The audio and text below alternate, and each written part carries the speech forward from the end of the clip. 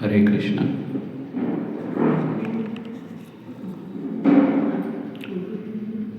आज के सत्संग की शुरुआत भगवान की स्तुति से करते हैं। ये 4 पंक्तियाँ दी है, आपको स्क्रीन पर दिखाई है। बहुत ही सीधी सादी सरल है, तो आप मेरे पीछे दोहराइएगा।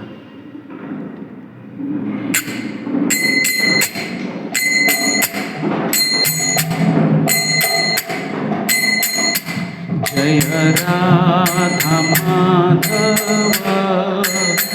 कुंज बिहारी,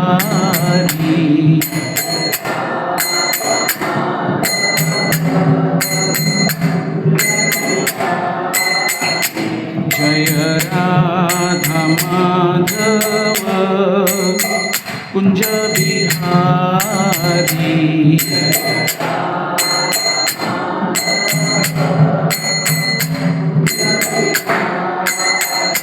जय गोपी जन वल्लभ गिरिवरधारी,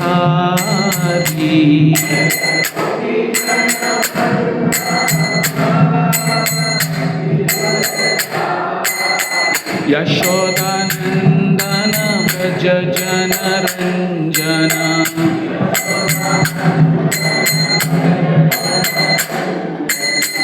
यशोदानंदन व्रज जन रंजन,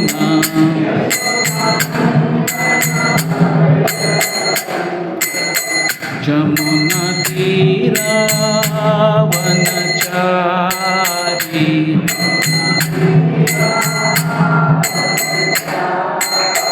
जमुना तीरा वनचारी,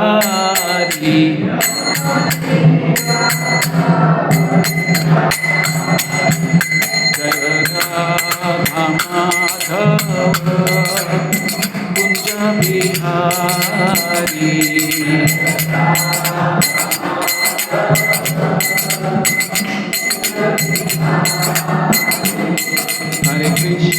हरे कृष्णा कृष्णा कृष्णा हरे हरे, हरे राम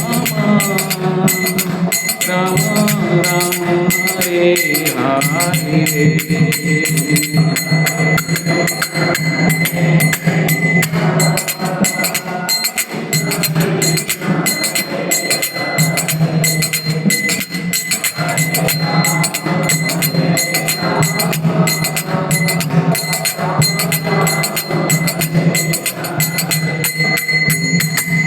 हरे कृष्णा कृष्णा कृष्णा हरे हरे, हरे राम राम राम हरे हरे।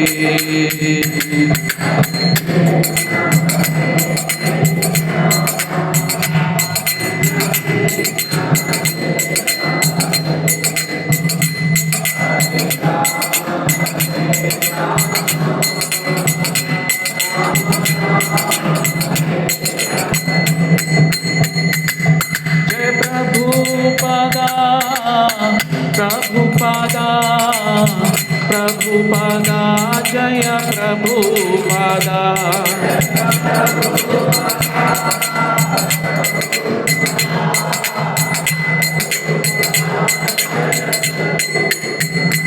जय जय गुरुदेव गुरुदेव गुरुदेव, जय जय गुरुदेव,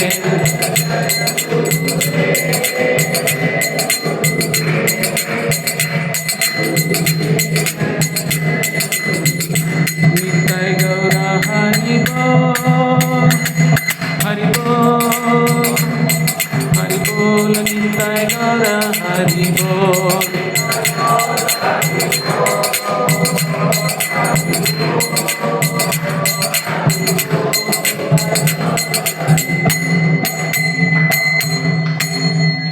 हरिनाम संकीर्तन की, श्रील प्रभुपाद की, निताय गौर प्रेमानंदे।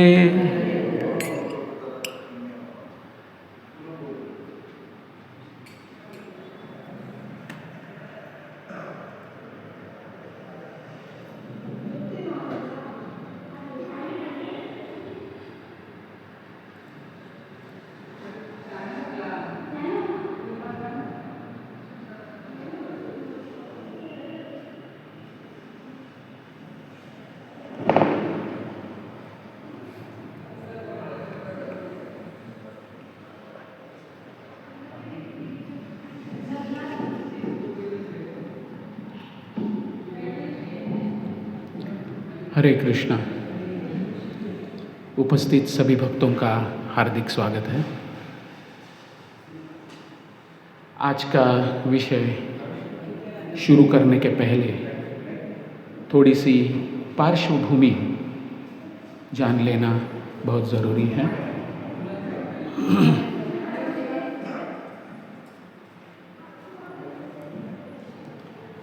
मैं विनती करूंगा जो पीछे बैठे हैं कृपा करके आगे आए।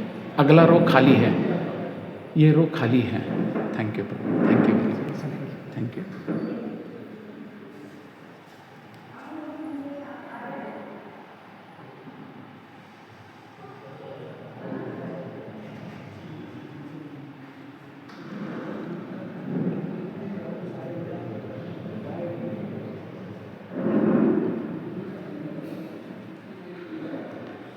गुरु दत्तात्रेय के जो 24 गुरु बताए गए हैं, 24, उनमें से एक गुरु है पिंगला। आप में से कितने भक्त पिंगला के बारे में इससे पहले सुन चुके हैं? याच्या अगोदर पिंगळाबद्दल कोणी ऐकलंय का? नाही, 1-2। तो कैसे है कि प्रकृति के हर एक जीव, हर एक चीज, हर एक व्यक्ति से हम सीखते हैं। ऐसा कहा जाता है कि इंसान जिंदगी भर स्टूडेंट रहता है, जिंदगी भर सीखते रहता है। अगर जिस दिन किसी ने ऐसा ठान लिया कि बस मेरा सीखना अभी बहुत हो गया, उस दिन से उसकी अधोगति शुरू हो जाती है, प्रगति होती नहीं है। तो 24 गुरुओं में से ये एक गुरु है 17वीं, जिसका नाम है पिंगला। आपने चित्र देखा? चित्र देखिए, अभी देखिए नहीं, चित्र को पढ़िए। चित्र पढ़ा भी जाता है, सिर्फ देखा नहीं जाता, पढ़ा भी जाता है। क्या लगता है चित्र पढ़कर आपको? क्या लगता है? चित्र पढ़िए। हाँ, एक स्त्री है। हाँ बताइए, आपने हाथ ऊपर। एक स्त्री है और स्त्री के चरित्र जो विचार हो ठीक नहीं है। अच्छा। क्योंकि एक अत्री का साता उसमें आता है जी। उसमें जो वेश्या का वो होता है, इस वजह से ये थोड़ा सा फिलहाल इसका वो ठीक नहीं है। अच्छा, प्रभु जी ने कहा चित्र पढ़कर उनको ऐसा लगा कि ये एक वेश्या है और ठीक नहीं है उसका बर्ताव। बहुत अच्छे, thank you very much, thank you. अभी दत्तात्रेय के बारे में हम सब जानते हैं, और श्रीमद् भागवतम में भगवान दत्तात्रेय का वर्णन आता है। और भगवान दत्तात्रेय, उन्होंने 24 गुरु हमें दिए हैं, उनमें से ये 17वीं गुरु है। हालांकि वेश्या है, लेकिन उसने जो सीख हमें दी है ना, वो आज आप यहां से जब उठेंगे ना, तब अगर कुछ गलत कंसेप्ट आपके दिमाग में होंगे ना, जो लोगों से सुने हैं, देखिए, लोगों से सुनना और शास्त्र से सुनना, इसमें जमीन आसमान का फर्क होता है। ऊपर हमने टाइटल दिया है पिंगला की कथा, बराबर है? सब पढ़ सकते हैं, विजिबल है सबको? नीचे कुछ शब्द लिखे हैं। क्या लिखा है? श्रीमद् भागवतम स्कंध 11 अध्याय 18 और श्लोक संख्या 30 से 44। 15 श्लोकों में पिंगला हमें इस विश्व का सबसे कटु सत्य बता रही है, और जिसका नाम भी श्रीमद् भागवतम में आता है वो आम हस्ती नहीं है। ठीक है, समझ में आए पहली बार? तो आइए कथा शुरू करते हैं। इंट्रोडक्शन में ये श्रीमद् भागवतम है। आप में से कितने भक्तों के घर में ये श्रीमद् भागवतम का पूरा सेट है? 1, 2, 3, यानी 18 के 18 ग्रंथ। बहुत अच्छे, थैंक यू वेरी मच। ये ग्रंथ है, थैंक यू थैंक यू। ये ग्रंथ जो है ना, हर एक व्यक्ति के घर में होना जरूरी है। श्रीमद् भागवतम 3 ग्रंथों से आधारित जो ज्ञान हमें प्राप्त होता है, उससे हम दुनिया का कोई भी प्रॉब्लम सॉल्व कर सकते हैं। सबसे पहले आता है भगवद गीता, उसके बाद आता है श्रीमद् भागवतम, और उसके बाद आता है श्री चैतन्य चरितामृत। ये 3 ग्रंथ अगर आपके घर में हैं तो बाकी कोई भी किताब नहीं रहे तो भी चलेगा। इतना ज्ञान इन 3 ग्रंथों में हमें प्राप्त होता है, जिसमें भौतिक ज्ञान भी है और आध्यात्मिक ज्ञान भी है। तो ये जो ग्रंथ है श्रीमद् भागवतम, उसके 11वें स्कंध में पिंगला की कथा आती है। अब ये टाइटल कोई पढ़ेगा? ये टाइटल जो लिखा है ना, वो कोई पढ़ेगा? जोर से पढ़िए, सब पढ़िए। पिंगला की जागृति, और नीचे क्या लिखा है? आशा से वैराग्य तक। अब ये जो चित्र है ना, वो दोबारा पढ़िए। चित्र पढ़ा जाता है, वो पढ़िए। ये चित्र से आपको क्या संदेश प्राप्त हो रहा है, एक एक हाथ करके ऊपर करके बताएंगे। पहले जो नीचे चित्र दिया है, एक लड़की हाथ जोड़े बैठी है, आसमान में नजर लगाई है, और दूसरा चित्र है, वो मैं नहीं बताऊंगा, आप बताएंगे। तो पहली लड़की क्या कर रही है? नीचे बैठी लड़की शायद भगवान को या दूसरी किसी शक्ति को या किससे ना किससे आशा लगाए बैठी है। बराबर है? जब हम आशा लगाते हैं ना, तो ऐसी मुद्रा करते हैं। हाँ, जब हम किससे आशा करते हैं, अपेक्षा करते हैं, तो ऐसे ही मुद्रा में बैठते हैं। दूसरा चित्र क्या दिखाता है? जो ऊपर वाला है, पढ़िए। क्या कर रही है लड़की? जंजीर तोड़ दी है। अच्छा, सही पहचाना आपने। ये जंजीर क्या है? किस बात की जंजीर है? माया और किसने कुछ बताया? माया और मोह और इच्छा। आशा किसने बताया? और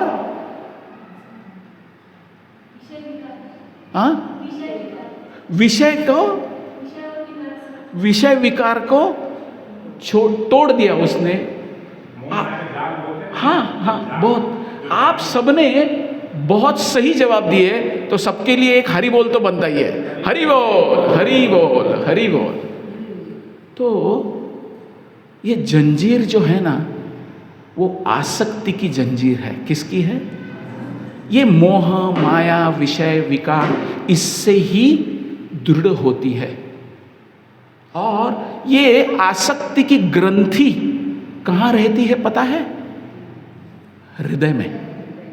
भिद्यते हृदय ग्रंथि छिद्यन्ते सर्व संशया क्षीयन्ते चास्य कर्माणि दृष्ट एवात्मनीश्वरे। यही श्रीमद् भागवतम के पहले स्कंद में ये श्लोक आता है। भगवान कृष्ण की भक्ति करने से ये जो आसक्ति है ना, ये टूट जाती है। और एक श्लोक में श्रीमद् भागवतम हमें संदेश देता है, वासुदेवे भगवती भक्ति योग प्रयोजिता जनयति आशु वैराग्यम ज्ञानम च यद अहेतुकम। भगवान कृष्ण की भक्ति करने से दो चीजें क्विकली प्राप्त होती है। कौन सी? जनयति आशु वैराग्यम और ज्ञानम च, ज्ञान प्राप्त होता है और हृदय में वैराग्य प्राप्त हो जाता है। आसक्ति की श्रृंखला तोड़ दी जाती है। अभी मैं आपसे एक सवाल पूछूंगा, सोना, चांदी और लोहा, इसमें से कौन सा धातु आपको सबसे ज्यादा पसंद है? हाँ, अच्छा, बहुत बढ़िया, कोई बात नहीं। अगर इन तीन धातुओं से बनी हथकड़ी आपको प्रदान की गई तो कौन सी हथकड़ी लोगे? क्यों? अभी तो आपने बताया सोना पसंद है, तो मैं सोने की हथकड़ी बनाता हूं और आपके हाथों में पहना देता हूं। चिंता मत करो, कम से कम 1 किलो की तो होगी, तोला में नहीं। लोहा है जो पत्थर पर सोना होता है। क्या? हाँ, ही मेन है, क्योंकि लोहे से ही सब औजार या धातुएं जो बनती हैं, लोहा उसका नहीं, लेकिन तीन धातु तो अलग है, बेसिक एलिमेंट्स। जैसे हमारी केमिस्ट्री या ये सब सिखाते हैं, जैसे हम रसायन शास्त्र में सीखे हैं, बेसिक एलिमेंट्स 108 है ना, तो 3 अलग धातु है।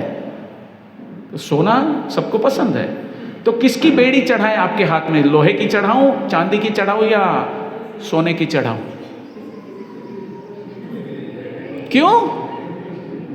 क्यों नहीं चाहिए हथकड़ी? हाँ, बंधन में बांधती है, यही बंधन तोड़ना है। हाँ, ये बंधन जो है ना आसक्ति का, ये श्रृंखला है ना, वो लड़की क्या कर रही है? वो श्रृंखला जो है ना वो तोड़ रही है। हाँ, ये श्रृंखला, ये कथा जो है क्यों महत्वपूर्ण है, इसके बारे में हम सोचेंगे। ये ना केवल एक स्त्री की कथा नहीं है, वैश्या होती है वो स्त्री होती है, बराबर ना?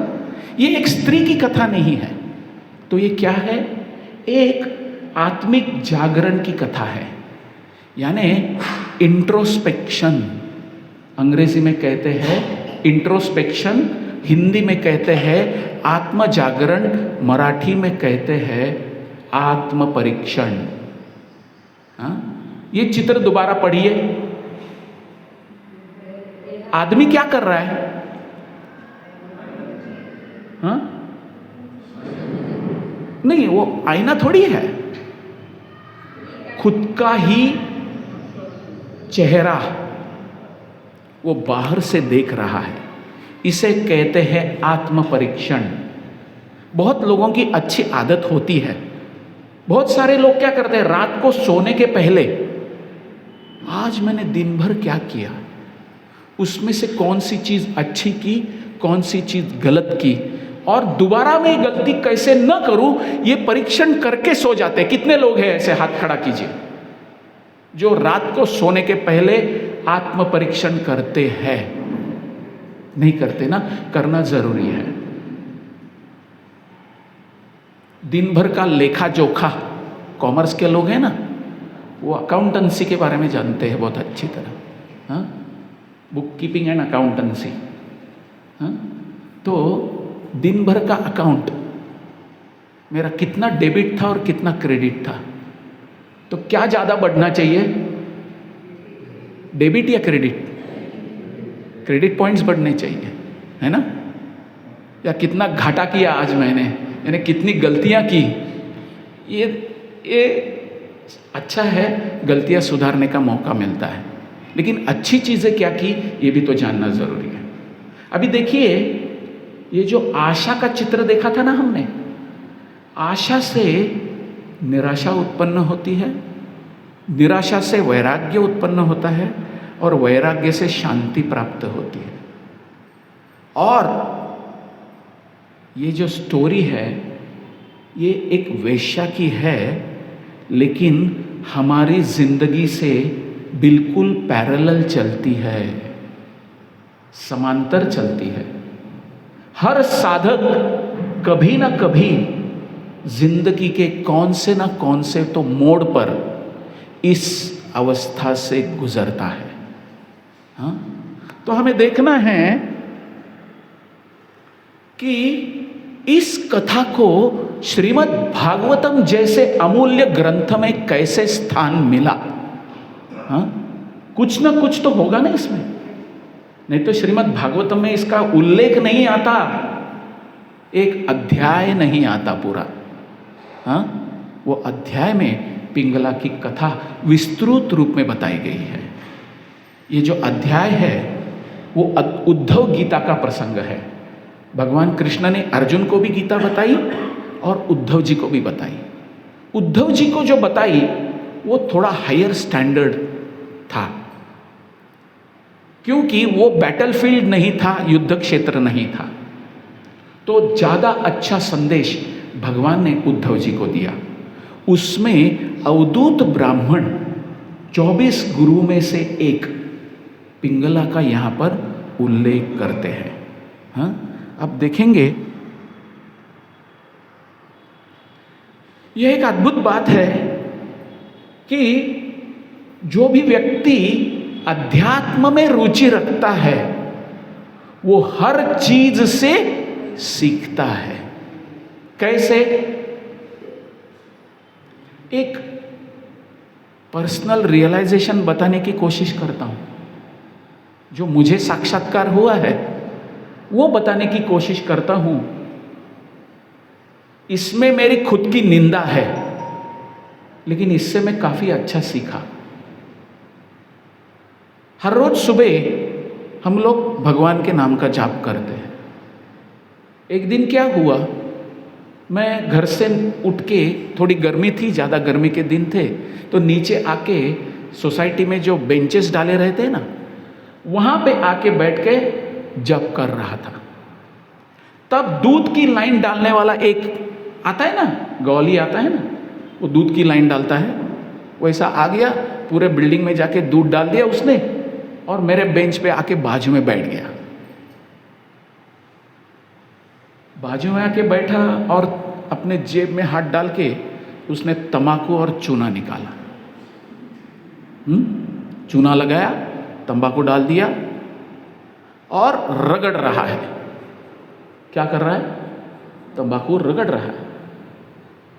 मैं सोच रहा था कि यहां पे अपनी आयुष्य रेखा होती है, बराबर है? आयुष्य रेखा को रगड़ते रगड़ते ये आदमी क्या कर रहा है? अपनी आयु घटा रहा है। ऐसे मेरे दिल में विचार चल रहा है। वो आदमी मेरी तरफ देखा, मैंने कुछ बोला नहीं था उसको कैसे पता चला पता नहीं। उसने मेरी तरफ देखा और मुझे पूछा, क्या कर रहे हो? मैं हड़बड़ा गया। मैं बोला जप कर रहा हूं। बोला क्यों नाटक कर रहे हो जप का? देख तो मेरी तरफ रहे हो, दिमाग में मेरे बारे में विचार चालू है, ऐसा जप किया जाता है क्या? मेरी दादी मां जप करती है ना, तो आंख बंद करके इधर उधर भी देखती नहीं है, तो ठीक तरह से जप करो। ऐसा खींच के उसने मेरे कान के नीचे मारा, यानी शब्दों से। क्या किया? शब्दों से एक तमाचा मेरे कान के नीचे मार दिया। तब जाके मैं सीखा, हर चीज से हमें सीखना है। मैं सोच रहा था अलग चीज पर और वो मेरे फायदे की बात सोच रहा था। तो दिखने में ये पिंगला एक वेश्या दिखती है, लेकिन ऐसा तमाचा हमारे मुंह पे मारती है ना, जैसे हम प्रोग्रेस होंगे ना तब पता चलेगा उसका सोच कितना ऊंचा दर्जे का है, एक आम आदमी भी नहीं सोच सकता। तो प्रकृति, जीव, घटनाएं सब हमारे गुरु बन सकते हैं। तो ऐसा कभी सोचना नहीं है मैं बहुत बड़ा बन गया हूं। हर आदमी से हम सीख सकते हैं, छोटा से छोटा। सड़कों में झाड़ू लगाने वाला जो होता है ना, कॉरपोरेशन का सफाई वाला, उससे भी हम सीख सकते हैं। सिर्फ हमारे कान और आंख खुले होने चाहिए। तो आए हम देखते हैं कि पिंगला की कथा से हम कैसा वैराग्य प्राप्त कर लेते हैं। पढ़िए क्या लिखा है, जोर से पढ़िए। हाँ, आशा ही दुख का कारण है। अभी आशा को अंग्रेजी में देखेंगे, बोलेंगे तो होप, बराबर है। तो ये होप कैसे दुख का कारण हो सकता है? तो जिस होप की हम बात कर रहे हैं ना, वो है मिथ्या आशा, फॉल्स होप। अब चित्र पढ़िए, पढ़ेंगे चित्र। क्या पढ़ा चित्र में आपने?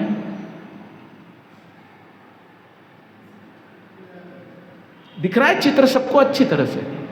चित्र पढ़ सकते हैं? देखिए, पढ़िए, चित्र में कौन है?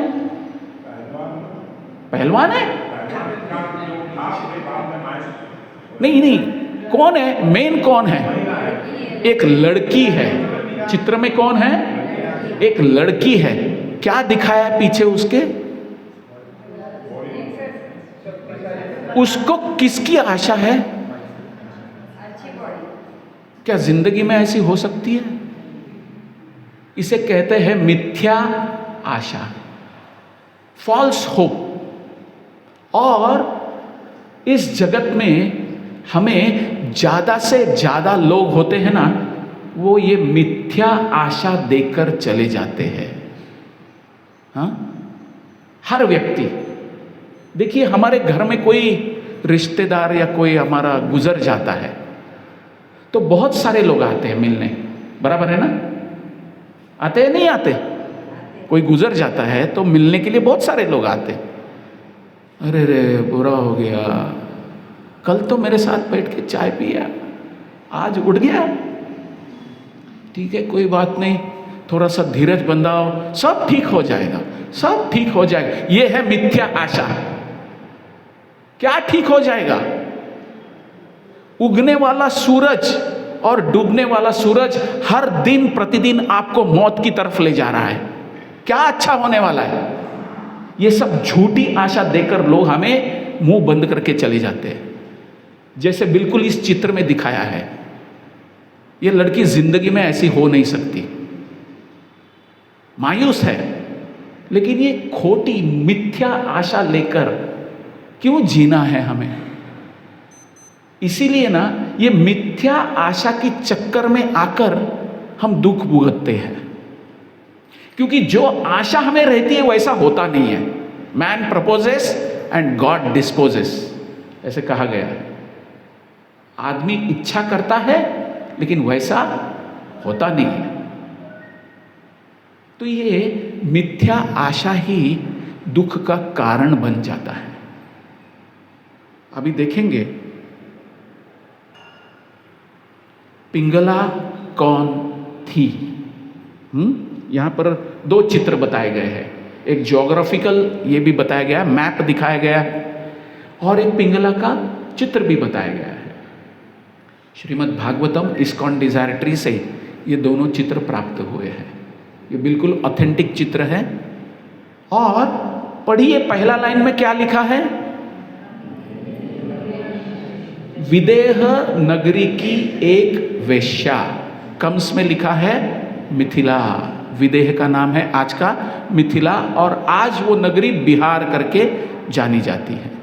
महाराज जनक जहां से है ना, सीता मैया के पिताश्री, हाँ, भगवान के प्यारे, वो इस नगरी से थे। वो नगरी का नाम क्या है? विदेह। विदेह मतलब वी प्लस देह।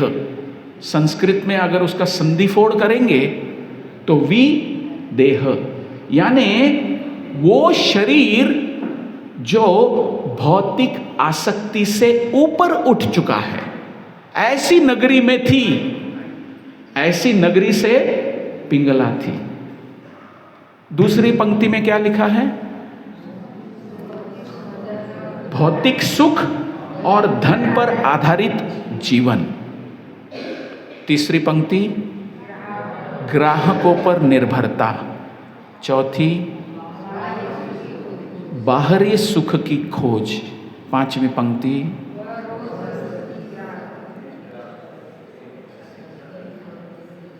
वह रोज सजती, ग्राहकों की प्रतीक्षा करती और इसी में उसे सुख दिखाई देता था। तो एक वेश्या का जीवन चरित्र इन 4-5 पंक्तियों में हमने दिखाया है। अभी आगे देखेंगे। परिवर्तन की रात।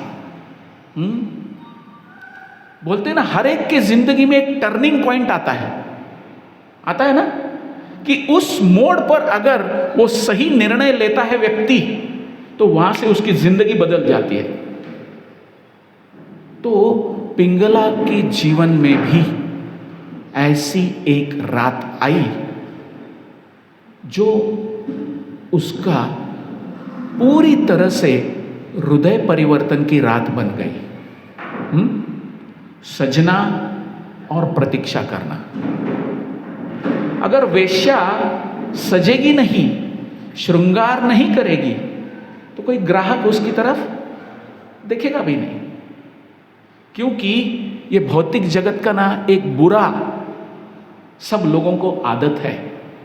People go by externals. लोग बाहरी रूप देखते हैं और मोहित हो जाते हैं।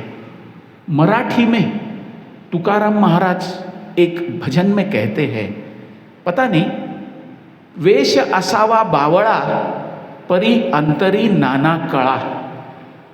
बाहर से दिखने में अगर कोई देहाती गंवार आदमी लग रहा है, लेकिन वो जब बोलना शुरू करता है तो अमृत वाणी जैसे निकलती है ना, तब हम समझ सकते हैं दिखने में तो गरीब दिखता है, लेकिन ये सर्वोच्च श्रीमंत है, हृदय की श्रीमंती है इसके पास।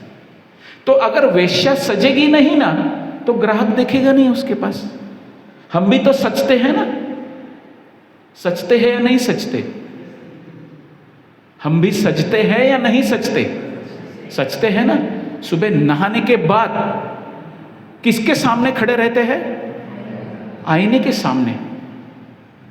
बाल संवारते हैं, चेहरा संवारते हैं, कपड़े ठीक से पहनते हैं, अच्छी तरह से खुद को प्रेजेंटेबल बनाते हैं, नहीं बनाते? बनाते हैं ना। और फिर लोगों के सामने जाते हैं, ताकि देयर इज एक्सपेक्टेशन, झूठी आशा। कौन सी? Validation from society. क्या कहा मैंने? Validation from society. समाज मेरी तरफ देखे और बताए कितना अच्छा व्यक्ति है। ऐसा अगर समाज नहीं बोले, आपने बहुत बढ़िया शर्ट पहन लिया रेमंड्स का और सूट अच्छा पहन लिया, किसी ने आपकी तरफ देखा ही नहीं, किसी ने एक्नॉलेज किया ही नहीं, तो शाम को ना ऐसा मुंह लटका के घर वापस आ जाएंगे। क्यों? कोई मुझे समझता ही नहीं यार। हर एक व्यक्ति सचता है। क्यों? हर एक को एक्सपेक्टेशन है, सोसाइटी विल वैलिडेट मी। तो वैसे ही ये सचती थी, और जैसे सचती थी, देखो उसने श्रृंगार कितना बढ़िया किया। हाँ, ऐसे सचती थी जिससे उसकी मिथ्या आशा बढ़ती थी। हमारी भी बढ़ती है। कोई तो होगा, कितना बढ़िया शर्ट है सब, प्रभु क्या पहना है आज आपने, कॉम्बिनेशन बहुत अच्छा है, कितनी अच्छी साड़ी है, कहाँ से ली? तो क्या होता है, सीना ऐसे चौड़ा हो जाता है, होता है ना। कोई न आना, नो बडी इज वैलिडेटिंग, कोई वैलिडेशन दे ही नहीं रहा है हमको। तो निराशा, और निराशा आत्मचिंतन की ओर आदमी को ले जाती है। जब तक आदमी निराश नहीं होता ना, तब तक वो आत्मचिंतन नहीं करता। तो ऐसे ही रात उस पिंगला के जीवन में आई। पहले आशा थी, चित्र देखिए, चित्र पढ़िए, चित्र में आपको क्या दिख रहा है? वो लड़की, क्या भाव है उसके मुंह पर? क्या भाव है? पढ़िए, चित्र देखिए। हाँ, उदासीन है और चिंता है।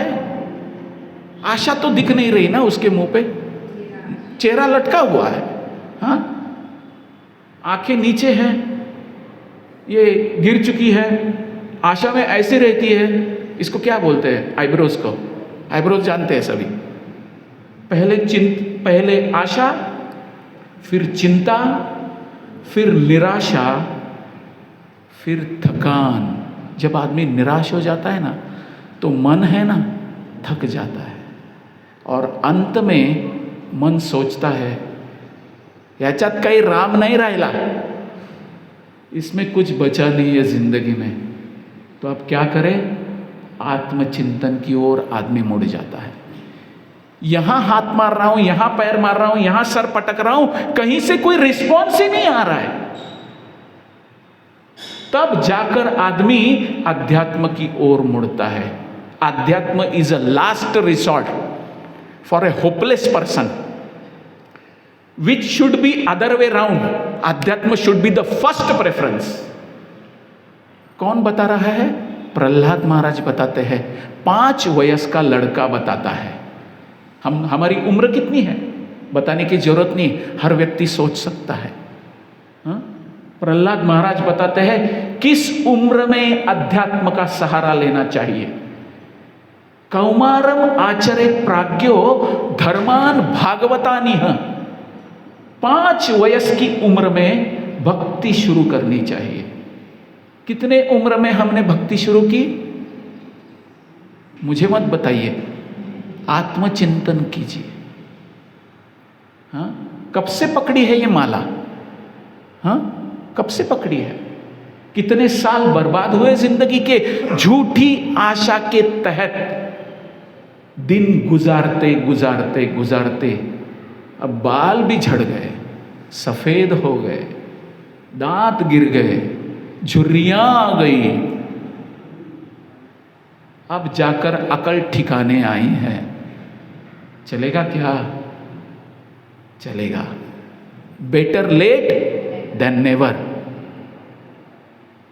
दुर्घटना से देर भली। तो इससे हम समझ सकते हैं। अभी आपके लिए एक सवाल। कौन सा?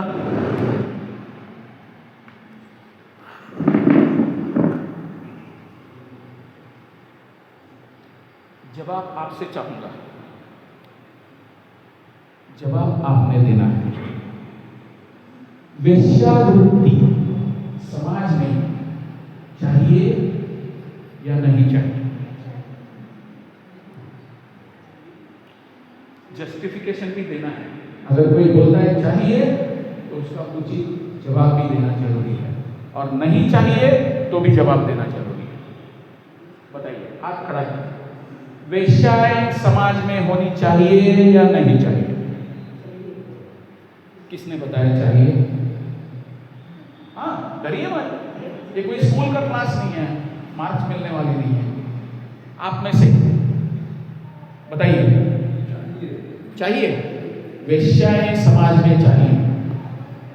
माताजी कह रही नहीं चाहिए, वेश्याएं समाज में नहीं चाहिए, नहीं चाहिए।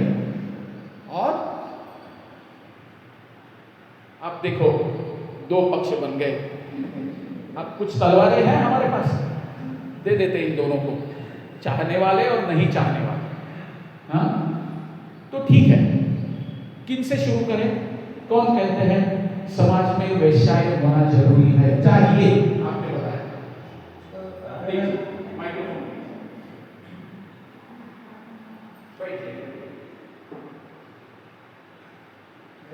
समाज में होने से जो शरीफ लोग हैं और अच्छे लोग हैं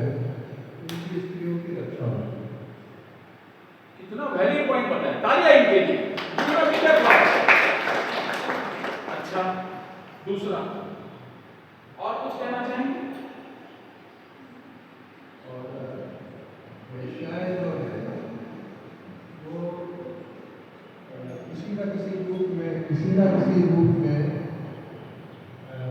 आने वाले ग्राहक के दूसरों को भी शिक्षा देती है कि तुम सुधर जाओ। अच्छा, ये थोड़ा डिबेटेबल हो सकता है। पहला आपका बहुत सही था, दूसरा थोड़ा डिबेटेबल हो सकता है। वहां पर माताओं ने किसने हाथ खड़ा किया था? किसने बताया था चाहिए करके? उनको माइक्रोफोन प्रभु, उनको माइक्रोफोन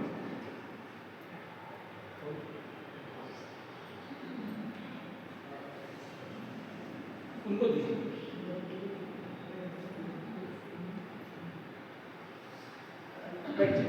बैठ आराम से।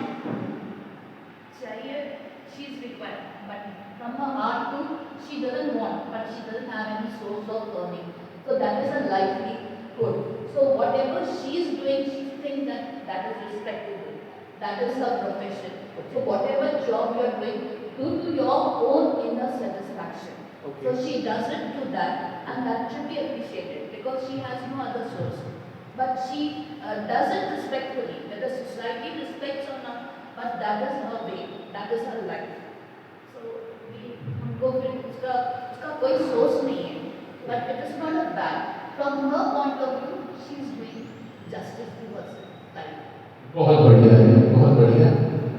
माता का कहना यह है कि उसके पास चरितार्थ चलाने का कोई दूसरा साधन उपलब्ध नहीं है, इसीलिए मजबूरी में आकर उसने यह प्रोफेशन स्वीकार कर लिया है। तो वो उसका नजारा है कि मैंने ये प्रोफेशन स्वीकार कर लिया। हम इस मुद्दे पर चर्चा कर रहे हैं, समाज में वेश्याएं होना चाहिए या नहीं चाहिए। माता ने सही जवाब दिया, उसके पास चारा नहीं, तो उसने स्वीकार कर लिया। तो एक तरह से माता कह रही है वेश्या समाज में होनी चाहिए। उसके पास कोई दूसरा चारा Yes, that's the reason. There is no other Yes, option. yes. But we cannot say कि चाहिए या नहीं है. That is our wish. How can we Okay. say I want this teaching job? How can you say that you are not capable of doing it? But that is my. I'll try my best to do it. Okay. So how can you justify whether चाहिए या नहीं? She has no other source. So Okay. the society should accept her, respect her, whatever she is doing for the society. Agree. That is your way of looking. That you look her in a different way. Agree. So Agree. you should never. A human being should see what is her need, what is her source, Yes. why she has become like that. Yes. What are her terms and atmosphere and conditions Yes. that made her do this? Very nice. What you have said is exactly correct. So, which will eventually boil down to these 2 points only. And one of the point is चाहिए. One of the point is चाहिए. But I don't emphasize on चाहिए. Doesn't We matter. don't say चाहिए. Doesn't matter. We don't. Some things like I never wanted to go for the teaching or something. I wanted to become an IAS officer. Yes. But I didn't. My father used to say no, better do this. But I never. But then ultimately I didn't have any this, so I had to come on this job. Yes. But I did it to my best. Yes.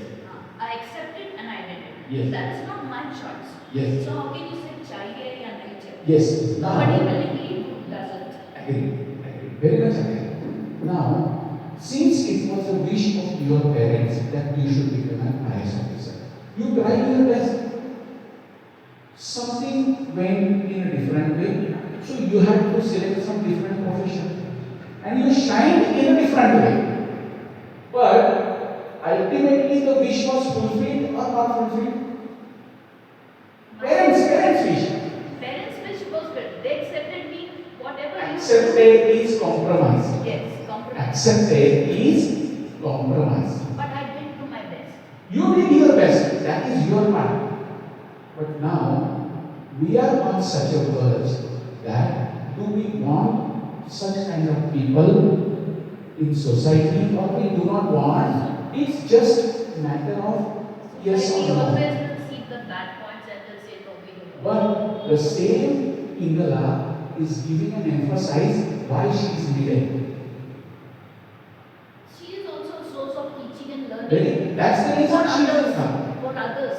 Yeah. Why she's come to this profession, why she is accepted, so that people, the society should accept and respect and understand her need of doing this. So to make the society understand, she is giving a series of lectures now. When we go through these, we will come to know what is the importance. Eventually we come to it. And we come to know what is exact need of the society. Okay? Okay. Those who say nahi chahiye, let them speak. माता जी को microphone दे. नहीं, microphone. मेरे हिसाब से कभी भी नहीं चाहिए क्योंकि थोड़ा दूर बैठ. हाँ. एक प्रकार से जैसे कि अगर वैश्या होती है तो लोगों की इंद्रियां एक गलत दिशा में जाती है और हम समाज में गलत लोग उस राह पे चलते हैं, उसके कारण दूसरे लोगों का भी नुकसान होता है उनसे जो जुड़े हैं। तो इस सिलसिले जैसे माता जी ने कहा कि वो अपने शौक से नहीं आ रही है, उनकी परिस्थिति या कुछ कारण से वो इस धंधे में आई है, लेकिन हम क्यों ना उनको अगर एक आधी भी पर्सन उनके पास नहीं जाए तो ये सब सोचने में मजबूर हो जाएंगे, वो इस दिशा से हटकर कोई और राह पे जाएंगी, कोई और काम लिखेंगी। तो इस नज़रिए से तो मेरे हिसाब से तो नहीं चाहिए। देखा जाए तो उसमें काफ़ी लोगों का मतलब अधिकतर लोगों का कल्याण ही होगा। अच्छा, तो माता जी का एक अलग नजरिया है, अलग पर्सपेक्टिव है। माता जी कह रही है कि अगर वेश्या नहीं होगी समाज में तो लोग बुरी चीज करने में प्रोत्साहित नहीं होंगे, और नहीं होंगे तो बुरी चीजें नहीं होंगी। तो एक नजरिया से वेश्याएं समाज में होना जरूरी नहीं है। और किसने कहा था नहीं चाहिए? आप दोनों कहते हैं, बताइए आपका व्यू बताइए। मेरा ये मतलब एक डिफरेंस बताना कि होना चाहिए या नहीं होना चाहिए।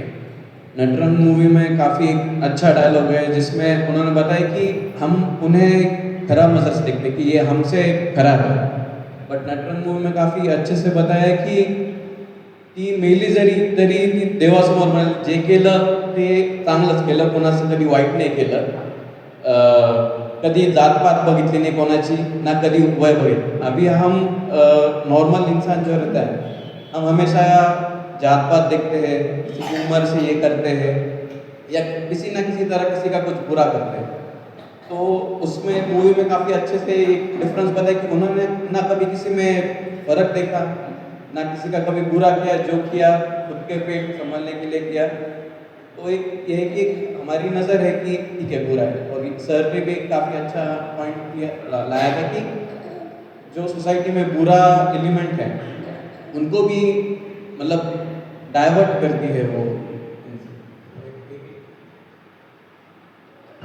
हरे कृष्णा। मैं ये कहना चाहता हूँ कि वेश्या यदि है तो वेश्या से क्या होता है कि बच्चे बिगड़ जाते हैं, मर्यादा और कर्तव्य नहीं रहता, क्योंकि मर्यादा जब कर्तव्य नहीं रहेगा तो एक दूसरे की बात कौन मानेगा, तो बच्चे बिगड़ जाएंगे, समाज बिखर जाएगा।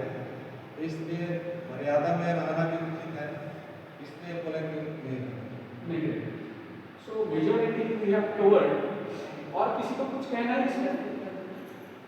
और कुछ कहना है? अब हम देखते हैं शास्त्र का दृष्टिकोण। शास्त्र क्या कहता है? What do the scripture say?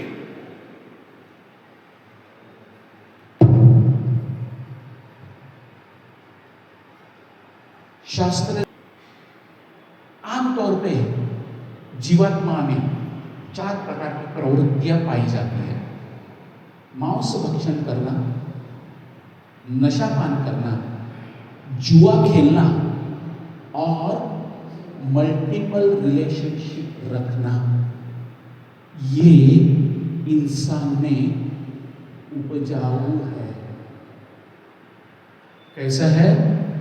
By default multiple relationship रखना ये इंसान का बाय डिफॉल्ट स्वभाव है। तो ऐसे स्वभाव में, ऐसे स्वभाव वाले लोग अगर समाज में होंगे तो क्या हो सकता है? क्या हो सकता है जिसके हृदय में इच्छा है कि मैं एक स्त्री से संतुष्ट न रहूं, मैं और बहुत सारी स्त्रियों के साथ संबंध रखूं, तो समाज की क्या अवस्था होगी? बताइए। हाँ, रुइंड, समाज रुइन हो जाएगा, अधोगति में चला जाएगा। कुत्ता बिल्ली सुअर, इनमें ये होता नहीं है। जो इंसान पे मर्यादा है वो कुत्ता बिल्ली सुअर में होती नहीं है। जो मिले उसके साथ वो शरीर संबंध जोड़ लेते हैं। वो देखते नहीं है मेरी बहन है या मेरी मां है या कौन है। वैसे ही मनोवृत्ति इंसान की भी है। किसने कहा हो सकती है? ये इंसान की मनोवृत्ति है कि वो एक देह से संतुष्ट नहीं रहता। अभी हाथ खड़ा करके मत बताइए, क्योंकि पोल खोल हो जाएगा। हाँ, ये इंसान की मनोवृत्ति होती है। कौन से किस्म के इंसान की? जो रजोगुण में है और तमोगुण में है। ऐसे इंसानों की ये वृत्ति होती है कि मैं एक स्त्री से संतुष्ट नहीं हूं। जो कल्चर्ड लोग हैं, जो सुसंस्कृत लोग हैं, जो सत्वगुण में हैं, उनकी ये मनोवृत्ति नहीं होती। इसीलिए असतो मां सद्गमय, तमसो मां ज्योतिर्गमय, मृत्योर्मा अमृतंगमय। हाँ? मतलब क्या? अंधकार से उजाले की तरफ चाहिए। ये अंधकार जो है ना, वो तमोगुण और रजोगुण का प्रतिनिधित्व करता है, और ये जो प्रकाश है वो सत्वगुण का प्रतिनिधित्व करता है। इसीलिए हमें स्कूलों में ये पाठ पढ़ाया जाता है। ये पाठ हमने स्कूल में ही पढ़ा था ना, बराबर है ना? तो स्कूली जीवन से हमारी सत्वगुण की यात्रा शुरू होती है, और जो व्यक्ति अपने जीवन में सुसंस्कृत बन जाते हैं, वो एक स्त्री से विवाह करके जिंदगी भर संतुष्ट रहते हैं। लेकिन जिनके ऊपर तमोगुण और रजोगुण हावी हो जाता है, अनफॉर्चुनेटली ऐसे लोगों का समाज में परसेंटेज मोर देन 95% है। क्या है? More than 95%। तो उनके लिए क्या व्यवस्था?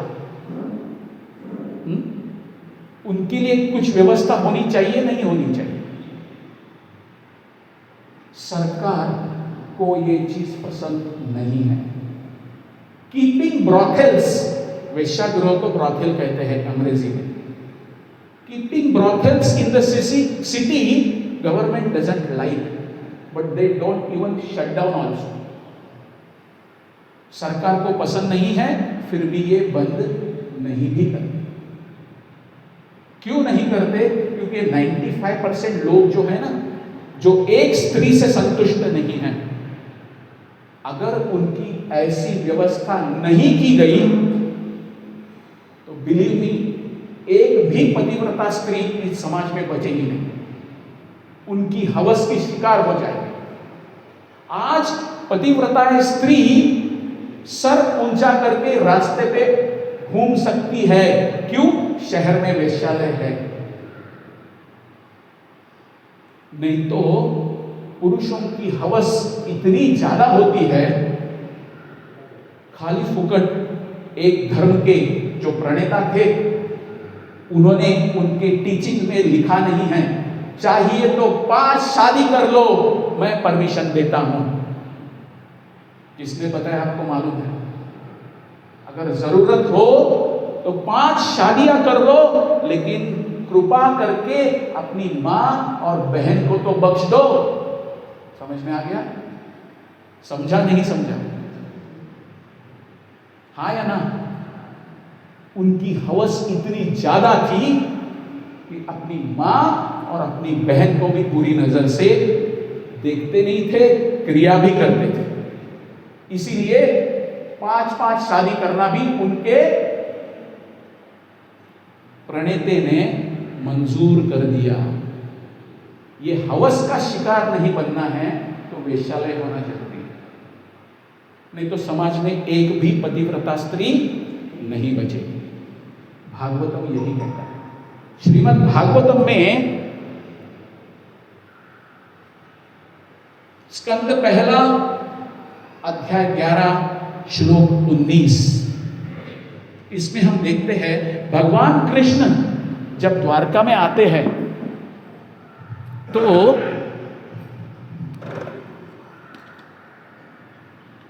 उनका स्वागत कौन करते हैं? वार मुख्याश्च शतशो यानैस्तत् दर्शनोत्सुकः लसत् कुंडल निर्भात कपोल वदन श्रियः। ट्रांसलेशन कोई पढ़ेगा? पढ़ सकता है? दिख नहीं रहा है वहां से? जोर से पढ़िए या फिर माइक्रोफोन से पढ़िए। किसी को माइक दे दीजिए, माइक दे दीजिए उनको, वो दे दीजिए, उनके पास है। पढ़िए जोर से। हरे कृष्णा। अनुवाद। उसी समय सैकड़ों विख्यात विषय विविध सवारियां पर आरूढ़ होकर आगे बढ़ चली। वे सभी श्री भगवान से मिलने हेतु अत्यंत उत्सुक थी और उनके सुंदर मुखमंडल चमचमते कुंडलों से सुशोभित थे, जिनके कारण उनके ललाट की शोभा बढ़ रही थी। पढ़ लिया। भगवान कृष्ण का स्वागत करने के लिए आगे कौन आई? सैकड़ों वेश्याएं। उस जमाने में कौन से? हाँ, तो ये समाज का एक अभिन्न अंग है, जैसे माता ने बताया। Now your point is there. हाँ, आप जो पॉइंट बता रही थी वो पॉइंट यहां आ गया। हाँ, so you should be happy. Okay. Shrimad Bhagavatam emphasis करता है कि उन्होंने वो जो प्रोफेशन स्वीकार कर लिया है, उनका दिल नहीं है उसमें, लेकिन समाज को बचाए रखना है। क्या करना है? ये हवस वाले जो लोग हैं ना, उनको बचाए रखने के लिए इनका होना भी जरूरी है। देखिए, ये मुद्दे पे हम चर्चा कर सकते हैं। कैसे चर्चा कर सकते हैं? कोई देश शराब पीने के लिए कोई निर्बंध नहीं लगा सकता, उनकी पॉलिसी हो सकती है। हमारे देश में आओ, खूब शराब पियो, कोई आपको पकड़ेगा नहीं। भारत देश का ही उदाहरण लो। एक ही देश में 2 कानून चलते हैं। गुजरात में जाओ तो 100% लिकर बैन। गोवा में जाओ तो लोग पानी नहीं पीते, लोग पानी नहीं पीते, क्योंकि सरकार ने ही प्रमोट कर रहा है। हमारे प्रदेश में आओ, मन चाही शराब पियो, 50% डिस्काउंट पे मिलेगी। एक ही देश में 2 कानून। अभी उनका नजरिया अलग हो सकता है, 2 गवर्नमेंट का। What about the consequences? परिणाम क्या? परिणाम के ऊपर किसने गौर किया? हाँ,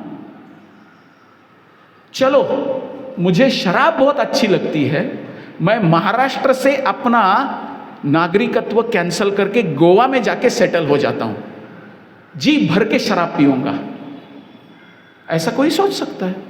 सरकार ही प्रमोट कर रही है। What about the consequences? परिणामों के बारे में क्या? लिवर किसका डैमेज होगा, सरकार का या मेरा? हाँ, तो कोई country, in my country there is a full freedom and different genders can mingle together without any difficulty. Come to my country. ऐसा एक देश है, हम सब उसके पीछे पागल है। वहां पर भिन्न लिंगी लोगों को एक साथ आते हुए कोई बंधन है नहीं, लेकिन परिणामों का क्या? परिणामों का क्या?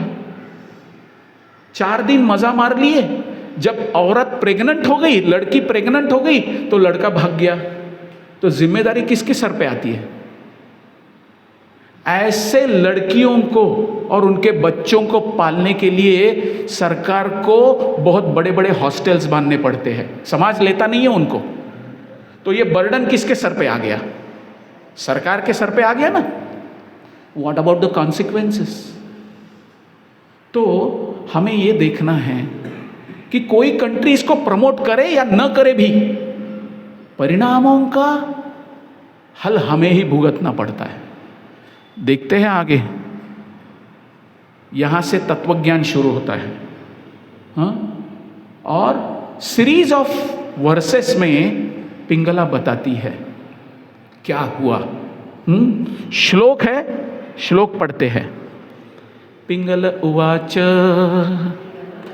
नहीं आप मत बताइए क्योंकि उसमें टाइम ज़्यादा जाएगा, आप सिर्फ देखिए। अहमो मेह वीतातिम पश्यता विजितात्मना या कंतदसता कामम कामयेन बालिशा, कामयेन बालिशा।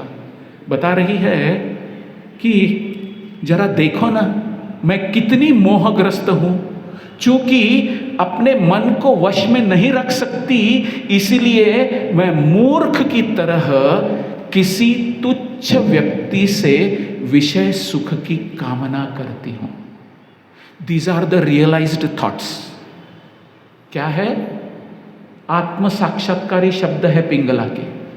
हाँ? और लिखा है किसी तुच्छ व्यक्ति से। किसी ने तो बताया, नटरंग में ऐसा बताया था, उसमें ऐसा बताया था, वो डिस्क्रिमिनेट नहीं करती। लेकिन वेश्याओं के पास जाने वाली मनोवृत्ति रखने वाले लोग कौन होते हैं? कौन होते हैं? अपने हवस के शिकार होते हैं। अपने इंद्रियों पर उनको नियंत्रण नहीं होता। उनको अगर एसटी में लिखा रहता है, आप ये एसटी देखें ना, महाराष्ट्र में एसटी चलती है, उसमें बहुत अच्छे अच्छे स्लोगन्स लिखे रहते हैं, लेकिन हम ना पढ़ते नहीं है। घरी असता नहीं, लक्ष्मी असता घरी दारी का फिरतोस दारोदारी, ऐसा एसटी पे लिखा रहता है। इससे किसी की आंख खुलती नहीं है, लेकिन सरकार लिखता है। अरे लक्ष्मी जैसी पत्नी घर में है, फिर क्यों कचरा खाने के लिए जा रहा है वहां पर? तो ऐसा व्यक्ति कौन है? तुच्छ है। कौन बता रही है?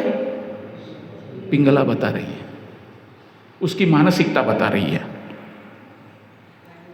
आगे जाके बताती है, संताम समीपे रमणाम रति पदाम विता प्रदाम नित्यमिमाम विहाय अकामदान दुख वयादिशोक मोहाप्रदम तुच्छ महाम भजेज्ञ।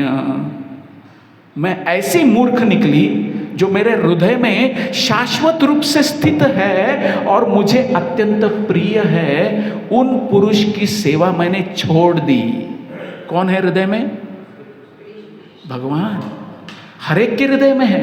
ईश्वरा सर्वभूतानां हृदयेषु अर्जुन तिष्ठति। उनकी सेवा छोड़कर मैंने क्या किया? उन पुरुष की सेवा मैंने छोड़ दी। वे ब्रह्मांड के अत्यंत प्रिय स्वामी हैं, जो असली प्रेम तथा सुख के दाता है और समस्त समृद्धि के स्रोत है। यद्यपि वो मेरे हृदय में स्थित है, किंतु मैंने उनकी पूर्ण रूप में अनदेखी की। संताम समीपे रमणाम रति प्रदा। समीप, कितने समीप है मेरे? कितने नजदीक है? हृदय में है। इससे नजदीक कोई होता है आपके? बताइए। आपका प्यारा लड़का भी हो, आपकी पत्नी भी कितनी प्यारी हो, इतनी समीप आ सकती है क्या? नहीं आ सकती। रिग्रेट कर रही है। क्या कर रही है? बजाय इसके मैंने अनजाने में तुच्छ आदमियों की सेवा की, जो मेरी वास्तविक इच्छाओं को कभी भी पूरा नहीं कर सकते। हाँ? और जिन्होंने मुझे मोहाप्रदम तुच्छ महाम भजेज्ञा, दुख भय चिंता शोक तथा मोह ही दिया है। सबसे पहली कमजोरी बताती है पुरुषों की। क्या बता रही है? मेरी वास्तविक इच्छाओं को कोई भी पुरुष कभी संतुष्ट नहीं कर सकता। It's a bold statement. हाँ, हर एक स्त्री के हृदय में रहता है, बोलती कोई नहीं है, क्योंकि स्त्री का मन जो होता है ना, एक सागर की तरह होता है जिसकी गहराई नापी नहीं जा सकती, और पुरुष कभी स्त्री का हृदय समझ नहीं सकता। सॉरी सॉरी सॉरी टू से, सॉरी, इट्स अ फैक्ट। माता जी सच बात कह रही है। स्त्री का हृदय कोई पुरुष जिंदगी में नहीं समझ सकता। ये रियलाइज स्टेटमेंट यहां पर कौन दे रही है? पिंगला दे रही है। हाँ, कि मेरी वास्तविक इच्छा को ये इसे मैंने पति स्वीकारा, अगर कोई शादीशुदा है वो भी, ये मेरे जिंदगी में मुझे समझ नहीं पाया रे। These are the facts, these are the facts. Oh, मैंने अपनी आत्मा को व्यर्थ ही पीड़ा पहुंचाई। मैंने ऐसे कामुक लोभी पुरुषों के हाथ अपना शरीर बेचा जो स्वयं दया के पात्र है। हाँ? इस प्रकार मैंने वेश्या के अत्यंत गर्हित पेशे को अपनाते हुए धन तथा मैथुन का आनंद पाने की आशा की। वेश्या को क्या मिलता है? पैसा मिलता है, और साथ साथ कुछ सुख भी मिलता है, लेकिन ये इतना दया के पात्र है। ये आदमी जो मेरे पास आता है ना, इतना दया का पात्र है कि कुछ सेकंडों में ये आदमी गिर जाता है। ये दया का पात्र है, क्योंकि शास्त्र कहते हैं पुरुष स्खलनशील है, और स्खलन होने के बाद वो हतवीर्य हो जाता है, उसमें कुछ ताकत ही बचती नहीं है। तो शास्त्र के पास इसका सबसे बड़ा नुस्खा है। आम आदमी को अधोरेता कहते हैं, और जिन्होंने ब्रह्मचर्य का स्वीकार कर लिया है उन्हें ऊर्ध्वरेता कहते हैं। ये दो संस्कृत शब्द है। जिन्होंने भगवान कृष्ण के चरण कमल की शरणागति प्राप्त कर ली है ना, वो इस तुच्छ मैथुन से कोई भी इंटरेस्ट नहीं रखते, उन्हें ऊर्ध्वरेता कहते हैं। अपनी शक्ति तुच्छ वीर्य में जाया करने के बजाय ये लोग वो वीर्य को बचाते हैं और भगवत भक्ति बढ़ाते हैं, और क्विक प्रोग्रेस कर लेते हैं, सुपर स्पीड में प्रोग्रेस कर लेते हैं। कोई कंट्री कह सकता है हमारे देश में आ जाओ, यहां पर सेक्स फ्री है, परिणामों की जिम्मेदारी सरकार को ही लेनी पड़ती है। उसके ऊपर नुस्खा क्या है? फॉलो 100% सेलिबसी, ब्रह्मचर्य का स्वीकार करो, न रहेगा बांस न बजेगी बांसुरी। हाँ, ऐसा प्रॉब्लम उस देश पे आएगा ही नहीं कि इन औरतों का क्या किया जाए जिनको प्रेग्नेंट करके छोड़ के चले गए। ये प्रॉब्लम ही नहीं आएगा अगर ब्रह्मचर्य का स्वीकार कर लेते। हाँ, इंजीनियरिंग ग्रेजुएट्स यहां बैठे हैं, जिंदगी दी है उन्होंने अपनी भगवान की सेवा के लिए, यहां बैठे, यहां बैठे, वहां बैठे हैं। क्यों? उन्हें अच्छा स्थल नहीं आ सकता था क्या? अच्छी लड़की नहीं मिल सकती थी क्या? तो क्यों इस मार्ग का अवलंब करके उन्होंने ब्रह्मचर्य का स्वीकार कर लिया? हाँ, सबसे बढ़िया मार्ग है, सबसे बढ़िया मार्ग। यहां पर पिंगला वही बता रही है। हाँ, यह भौतिक शरीर एक घर के समान है जिसमें आत्मरूप मैं रह रही हूं। मेरी रीढ़, पसलियां, हाथ, पांव तथा हड्डियां इस घर की आड़ी तिरछी छाती है, थूनियां तथा खंबे हैं, पूरा ढांचा मलमूत्र से भरा हुआ है।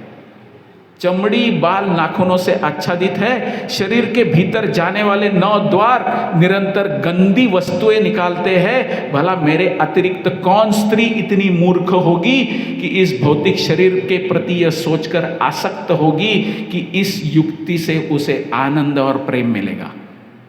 भगवान भगवद गीता में कहते हैं, नवद्वारे पूरे देही। इस शरीर में 9 द्वार है, 9 गेट्स।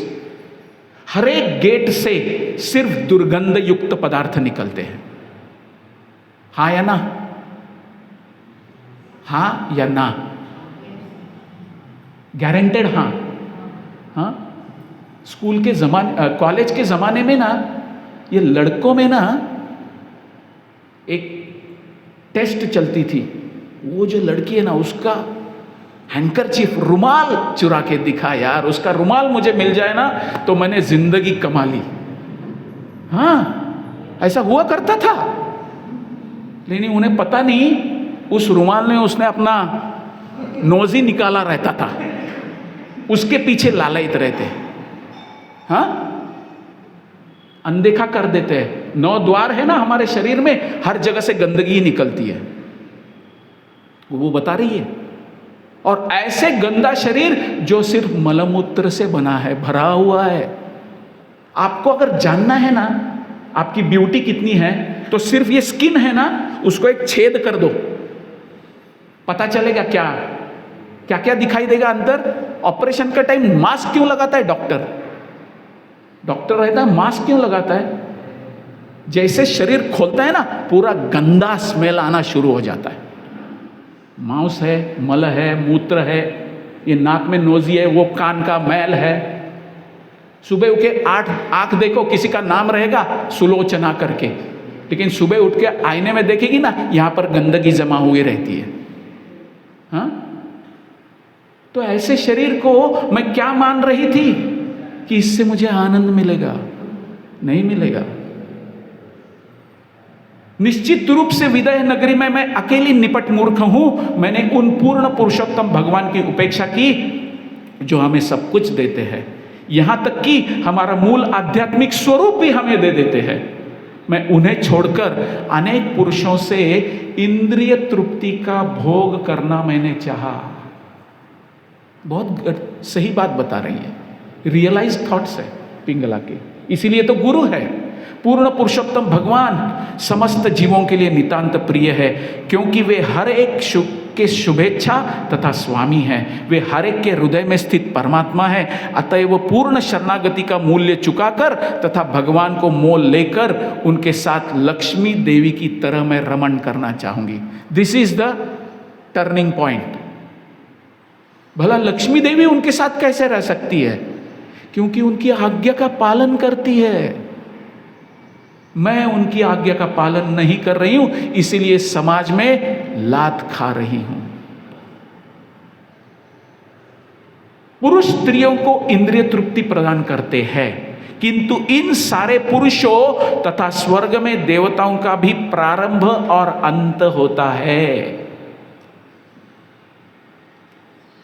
संभोग की क्रिया शुरू होती है, कुछ क्षण के बाद क्रिया खत्म हो जाती है।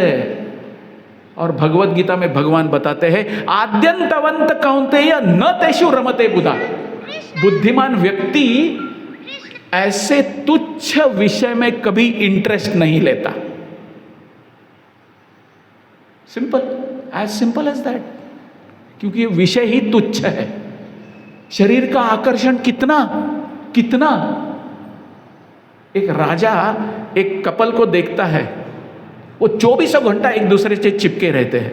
राजा क्या बोलता है, ठीक है इनको एक सजा देता हूं मैं, इनके पूरे वस्त्र निकाल दो, इनको एक साथ जोड़ दो, एक रस्सी से बांध दो और उनको जेल में डाल दो, और कह दो उनको जितनी इंद्रिय तृप्ति करनी है कर लो।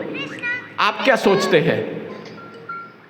मी लेक्चरमध्ये मी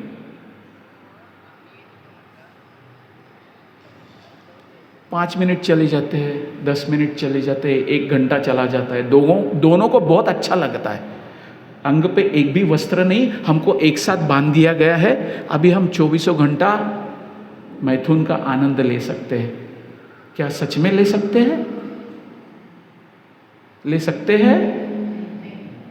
नैसर्गिक क्रियाएं जब करनी है ना, निसर्ग विधि जब करना है, क्या करोगे? एक दूसरे के प्रति घृणा उत्पन्न हो जाती है। वही लड़की अपने नाखूनों से उसका चेहरा फाड़ देती है और बोलते मुझे तुम नहीं चाहिए। तुच्छ बात है ये बात जो है वो तुच्छ बात है। नून में भगवन प्रीतो विष्णु के नपि कर्मणा निर्विदोयम दुराशाय यन्मे जाता सुखावह। यद्यपि मैंने भौतिक जगत को भोगने की दुराशा की, किंतु न जाने क्यों मेरे हृदय में विरक्ति उत्पन्न हो गई और यह मुझे अत्यंत सुखी बना रही है। जैसे मैं विषय छोड़ दिया, मैं सुखावह, यन्मे जाता सुखावह। इसलिए पूर्ण पुरुषोत्तम भगवान श्री विष्णु अवश्य ही मुझ पर प्रसन्न होंगे। मैंने अनजाने में उनको तुष्ट करने वाला कोई कर्म तो अवश्य किया होगा, इसीलिए मुझे उनकी याद आ रही है। ऐसे कह रही है। महिमं सुरमंद भाग्याय क्लेश निर्वेद हेतवा येन अनुबंध निवृत्य पुरुषा शमं मृच्छति। जिस व्यक्ति में विरक्ति उत्पन्न हो चुकी है, भौतिक समाज, मैत्री तथा प्रेम के बंधन को वो त्याग सकता है। जो पुरुष बड़े कष्ट भोगता है, वह निराशा के कारण धीरे धीरे विरक्त हो जाता है तथा भौतिक जगत के प्रति उदासीन हो जाता है। मेरे दारुण कष्ट के कारण मेरे हृदय में ऐसी विरक्ति जागी है, अन्यथा यदि मैं सचमुच अभागिन होती तो मैं ऐसी कृपामयी पीड़ा किस प्रकार झेल पाती। इसीलिए मैं सचमुच भाग्यशालिनी हूँ और मुझे भगवान की दया प्राप्त हो चुकी है। वे अवश्य ही किसी न किसी तरह मुझ पर प्रसन्न है। ये टर्निंग पॉइंट है उसके जीवन का, यहाँ पर बता रही है। तेन प्रकृतिम आदाय क्षीरग्राम्य संगता त्यक्त्वा दूराशशारण्यम व्रजामि तमधीश्वरम। श्री भगवान ने मुझ पर जो महान उपकार किया है, मैं उसे भक्तिपूर्वक स्वीकार करती हूँ। मैं सामान्य इंद्रिय तृप्ति के लिए पापमय इच्छाएं त्याग कर अब श्री भगवान की शरण ग्रहण कर ली है। This is what is expected. ये हमें करना है, क्योंकि पिंगला जैसी स्थिति हमारे जीवन में भी उत्पन्न होती है। तब हमें भक्ति मार्ग एक ऐसी सही होप दिखाता है जो हमें इस भवसागर से पार ले जा सकता है। इंद्रिय तृप्ति के कार्यों द्वारा जीव की बुद्धि हर ली जाती है और तब वह भौतिक अस्तित्व के अंधे कुएं में गिर जाता है। संस्कृत में एक वचन है, कामातुराणाम न भयम न लज्जा। जानते हैं इसका मतलब? जो कामी लोग होते हैं ना, वासना वाले लोग होते हैं ना, एक दूसरे से मिलते हैं ना, तो ऐसे मिलते हैं ना, कोई देख रहा है हमको, किसकी हम पे नजर है, इसका भी ख्याल नहीं रहता उन्हें। वो कहीं भी एक दूसरे के गले लग जाते हैं। आपने देखा होगा रास्ते पे चलते, पार्क में चलते हुए, टहलते हुए, ये जो कामी वासना युक्त लोग होते हैं ना, जो कपल होते हैं ना, उसे किस चीज के लेना देना नहीं होता, बिंदास एक दूसरे को चिपक के उनका कार्य चालू रहता है।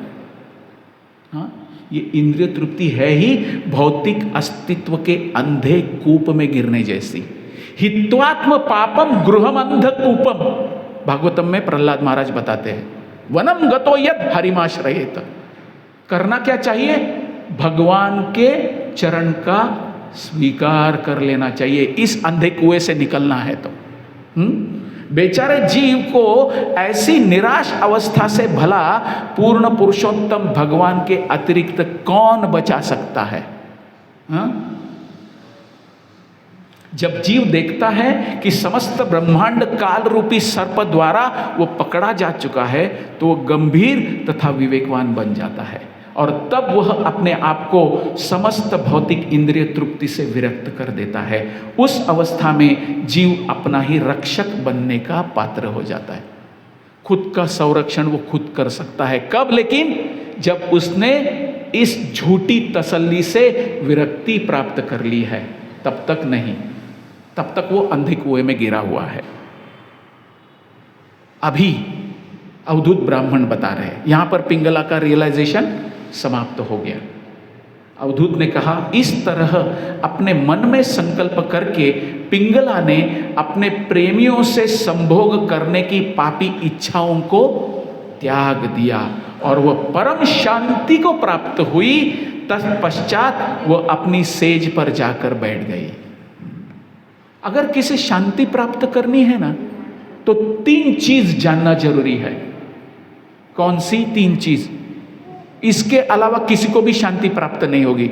सिर्फ ओम शांति शांति शांति करने से शांति प्राप्त नहीं होने वाली। पीस फॉर्मूला, शांति सूत्र भगवान भगवद गीता में बताते हैं। भोक्ताराम यज्ञ तपसाम सर्वलोक महेश्वरम सुरुधम सर्वभूतानाम ज्ञात्वा माम शांति मृच्छति। 3 चीज जानने वाले को ही शांति प्राप्त होती है।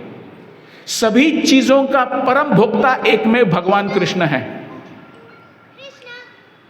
कृष्णा, हाँ, सभी चीजों के परम भोक्ता भगवान श्री कृष्ण है। सभी लोग, जितने भी लोग हैं ना, 14 भुवन, उसके परम महेश्वर वो अकेले हैं। और हर एक जीवात्मा का सच्चा मित्र वो अकेले है, बाकी कोई नहीं है। ये जो आदमी जान लेता है ना, उसे ही शांति प्राप्त होती है, बाकी किसी को शांति प्राप्त नहीं होती। तो पिंगला ने ये रियलाइज कर लिया और ये संदेश हमें दे दिया कि अगर हम में से कोई इस तुच्छ इंद्रिय तृप्ति के पीछे दौड़ रहा है ना, तो उसकी निराशा ही होने वाली है। क्या होने वाली है? निराशा ही होने वाली है। एक गाना मैंने बहुत साल पहले सुना था, मराठी गाना है। कौन कौन भक्त मराठी है? बहुत कम है।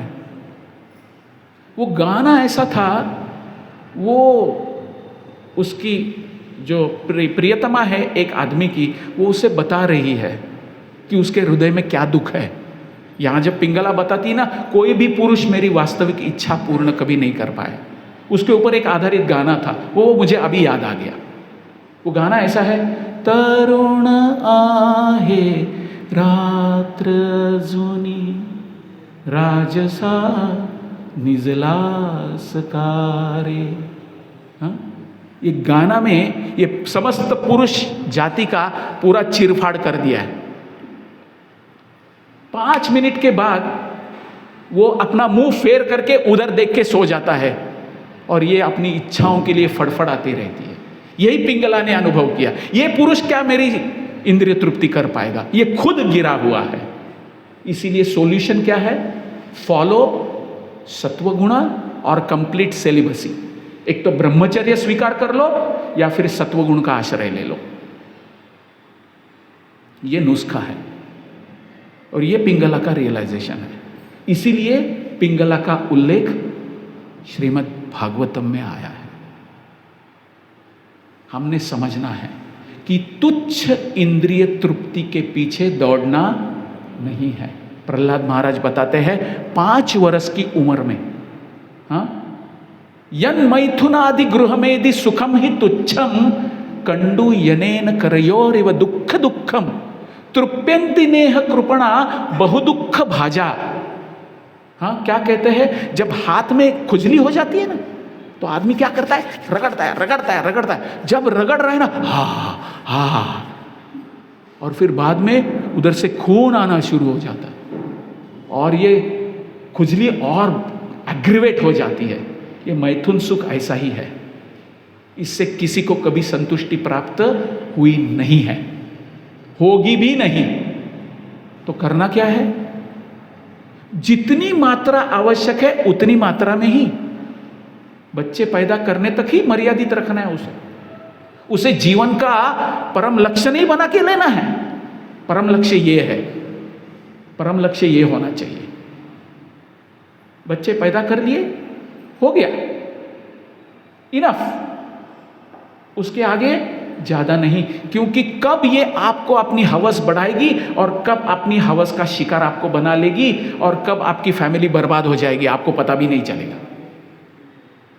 सो फॉलो सत्वगुणा और complete celibacy. So this is the final message. Thank you very much. Heavy lesson था, आपकी भावनाओं को दुख पहुंचा होगा तो मैं क्षमा चाहता हूं, क्योंकि मैसेज ही इतना हेवी है।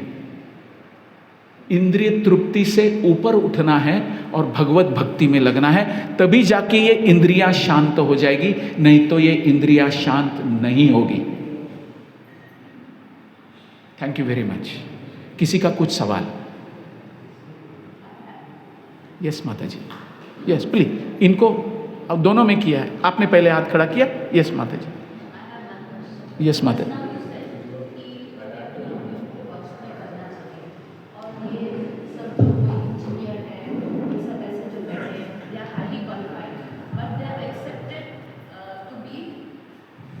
Celebrate, Brahmachari. Brahmachari. They don't want to go to the life which is miserable, which will bring disease to them. बैठ जाइए ना हाँ। माँ, आप बैठ जाइए। तो मुझे कहना है कि कृष्ण भगवान ने शादी की थी ना, हाँ वो भी हाँ। तो प्रेम लीला करते जी हैं। जी। Everything, everybody should experience and then realize the result of it. Why they you should come to the conclusion first कि नहीं ऐसा है, ये भी है, ये है। तो 4 आश्रम है ना जीवन के, बराबर है, तो वो सब में से कठिन आश्रम होते हैं। बहुत अच्छे। तो वो गृहस्थी जीवन को अगर आपने संपूर्ण रूप से उसको नियंत्रण मतलब जीत लिया, तो सारे आश्रम आपके ठीक हो जाते। एकदम आपने तुरंत में बैचलर लाइफ या ब्रह्मचारी कर लिया, that you want to be on the safer side, you don't want to experience this much. I feel that. Very nice, good question. सबके लिए सबसे पहले उनको तालियां होनी चाहिए। बहुत सही सवाल। मैं खुद शादीशुदा हूँ, मैं खुद शादीशुदा हूँ। और क्वेश्चन उनका कहना यह है कि आपने इसमें बताया कि ब्रह्मचर्य का पालन करना चाहिए, लेकिन भगवान ने खुद भी तो शादियां की थी। हाँ, और आमतौर पे समाज में 4 आश्रम बताए जाते हैं जिसमें शादीशुदा लोग रहते हैं। हम कहाँ मना कर रहे हैं? हम कहाँ मना कर रहे हैं शादी न करने के लिए? हम क्या बात कर रहे हैं? सत्व गुण का विकास करो, अपनी स्त्री के साथ संतुष्ट रहो, तो वेश्यालय में जाने की जरूरत ही ना आए। हाँ, और इन सबसे बड़ा मार्ग क्या है? ब्रह्मचर्य का स्वीकार करो। लेकिन 95% लोग किस में हैं? रजो और तमोगुण में हैं। तो उन्हें शास्त्र का ज्ञान देकर सत्वोगुण की स्तर पर प्रशिक्षित किया जा सकता है और उन्हें बताया जा सकता है कि भाई साहब आपकी शादी हो चुकी है, तो आप क्या करना है? आपकी लक्ष्मी आपके घर में है, तो संतुष्ट रहिए। Any problem? No problem. तो समाज में मैंने सबसे पहले यह कहा, एक तो सत्वगुण विकसित कीजिए या फिर ब्रह्मचर्य का पालन कीजिए। ठीक है, this is the right conclusion of the Vedas. क्योंकि पुरुष अगर ब्रह्मचर्य का पालन करेगा तो सरकार के ऊपर प्रेग्नेंट औरतों का बोझा नहीं बढ़ेगा।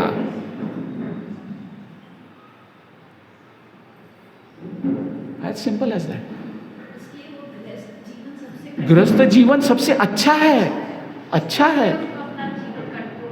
यस, मर्यादित, कंट्रोल्ड लाइफ। अगर दिल में इच्छा हुई तो मेरे लिए साधन उपलब्ध है, औरत की भी इच्छा हुई तो उसके लिए उसका पति उपलब्ध है। दोनों की जिम्मेदारी भगवान ने अच्छी तरह से निभाई है, उनकी व्यवस्था की है। Marriage is an institution, it's not an event, it's an institution of the society.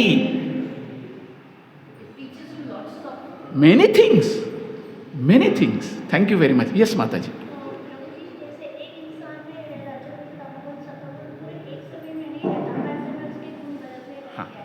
तो जैसे आपने बताया कि सत्वगुण व्यक्ति वाला इंद्रिय प्राप्ति के लिए में नहीं जाता है, इंद्रिय में अपनी इंद्रियों में काबू करता है। लेकिन एक पर्सन में हर समय उसके गुण चेंज होते हैं। तो अभी एट अ प्रेजेंट सत्वगुण है, तो कुछ देर बाद वो रजोगुण में चला जाएगा, तमोगुण में, तो उस गुण में जाके तो वापस इंद्रिय प्राप्ति में हो जाएगा। तो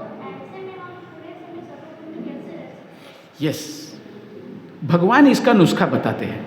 अगर कोई व्यक्ति अच्छी तरह से शादीशुदा है और घर गृहस्थी में सेटल्ड है, लेकिन कभी कभी उसके हृदय में तमोगुण या रजोगुण विशेष करके अगर उत्पन्न हो गया, तो उसके पास उसकी फैसिलिटी है ना उपलब्ध, है या नहीं? घर गृहस्थी में रह के वो सत्वगुण 80% तक उठा सकता है,